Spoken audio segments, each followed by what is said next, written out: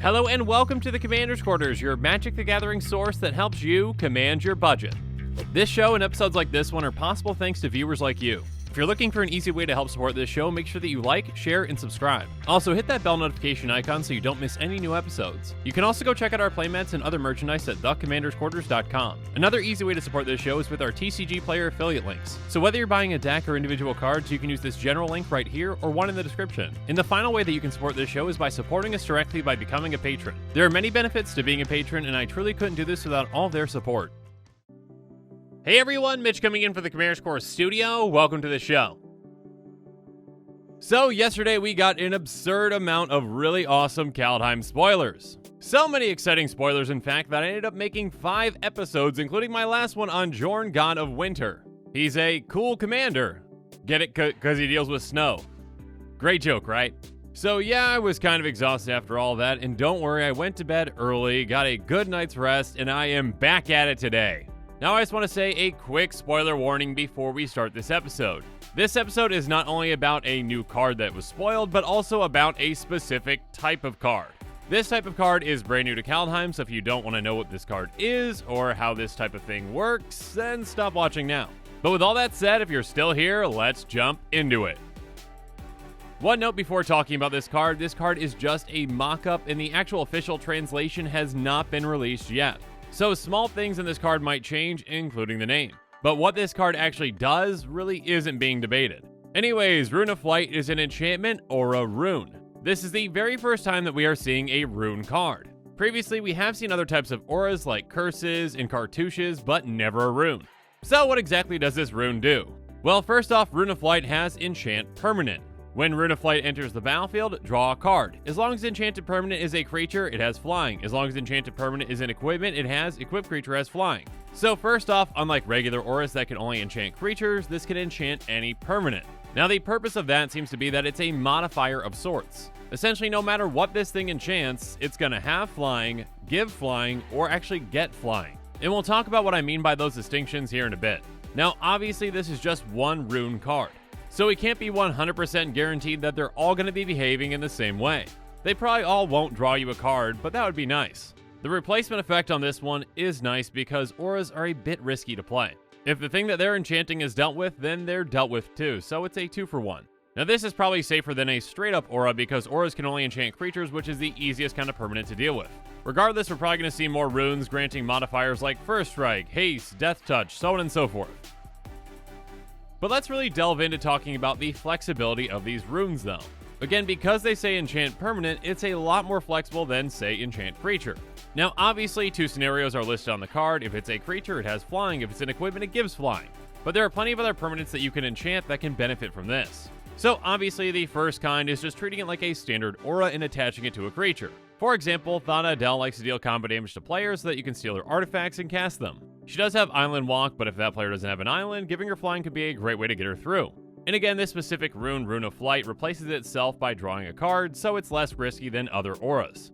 Obviously, the next option that we're going to be talking about is using a rune on an equipment. So for example, Swiftfoot Boots is an equipment that costs 2 and costs 1 to equip. It's going to give equipped creature hexproof and haste. You attach Rune of Flight to this and it's hexproof, haste, and flying. In other words, a Voltron player's dream. Protection, speed, and evasion can be a very powerful thing. And again, attaching a rune to an equipment is going to be a lot safer than just attaching it to a creature. Creatures are much easier to deal with, and when they die, it's just going to drop off. But if your creature dies and your rune's attached to your equipment, that equipment's sticking around and you can reattach it to something else and the rune's still going to help out. One other thing to consider is how runes impact equipment that gives Shroud. For example, Lightning Greaves is an equipment that costs 2, and it costs 0 to equip and says equipped creature has haste and Shroud. So that creature can't be the target of spells or abilities, including your own. So once this is attached, you can't modify the creature with a rune, but you can modify this. So inadvertently, you're still giving the creature flying without targeting it. And while you're doing this, your creature is still protected. It's a risky maneuver to move your Lightning Greaves off your creature to try to get something else on in addition. So runes can help you get around that. But let's talk about the other scenarios where runes might have an impact that might not be as apparent. First off, let's start off with yet another equipment to illustrate this. Haunted Plate Mail is an equipment that costs 4 and it gives equipped creature +4/+4. And again, if we attach Rune of Flight to this, it gives +4/+4 and flying. But it also has pay 0. Until end of turn, Haunted Plate Mail becomes a 4/4 spirit artifact creature that's no longer an equipment, activates ability only if you control no creatures. So if you've got no other creatures, you can make this into a 4/4, and if that Rune of Flight's already on it, it's going to be a 4/4 flying. So Rune of Flight's going to have an impact whether this is an equipment or a creature. And speaking of artifacts that can become creatures, let's talk about vehicles. Silent Submersible is a 2/3 vehicle with crew 2 that costs blue. Whenever it deals combat damage to a player or planeswalker, you draw a card. So vehicles are actually creatures that are decently hard to deal with because they can really get around board wipes, because they're not always going to be creatures when your opponents want them to be. Now, of course, normal auras don't really work really well with vehicles. If you crewed your Silent Submersible and then put a regular aura on it, it's going to fall off at the end of the turn. Because these runes say enchant permanent though, it's going to stick around. So thanks to this, now your submarine always has flying. That doesn't make any sense. Well, while it might not make any sense, it still can be very effective. Let's move on from that confusing thought, though. There are even enchantments that can become creatures as well. So a card like Myth Realize, you can keep casting your non-creature spells, get more lore counters on it, and then eventually turn it into a monk that can swing and hit hard. But if you've got your Rune of Flight on this, it's going to be a monk with flying, which is a lot easier to get through.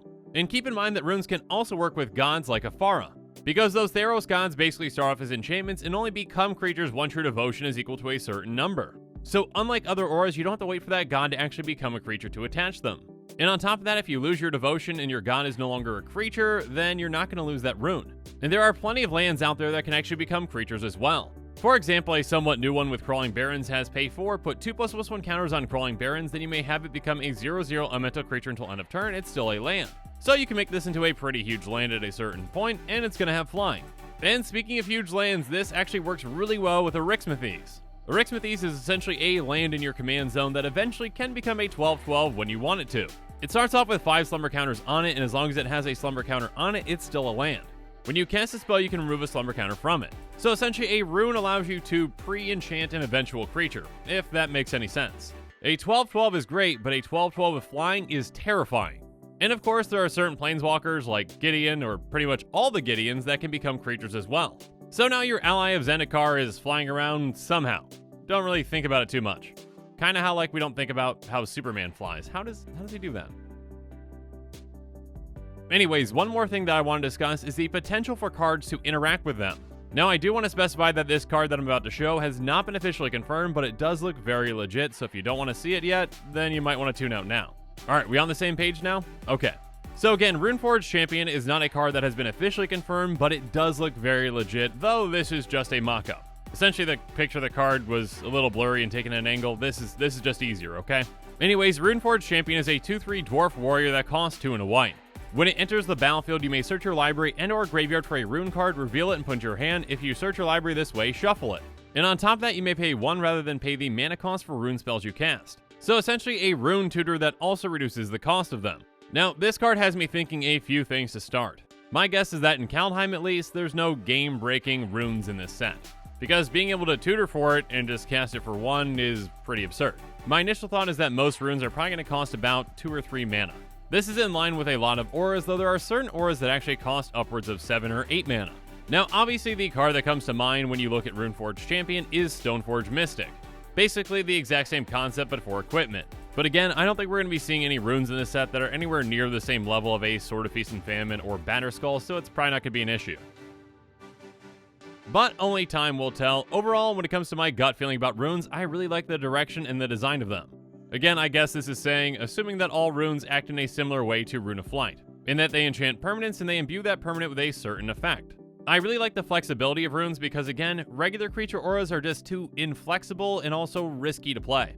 You have to put them on creatures, and if that creature's dealt with, you're out of luck. But because runes can go on any permanent, they're not only more flexible, but they're also more protected. And so I'm really excited to see more runes come out in this set and hopefully in future sets as well. And with that, the show has come to a close, so it's my turn to hear from you, so make sure you comment below and let me know what your thoughts on this episode are, and as always, thanks again and have a good one.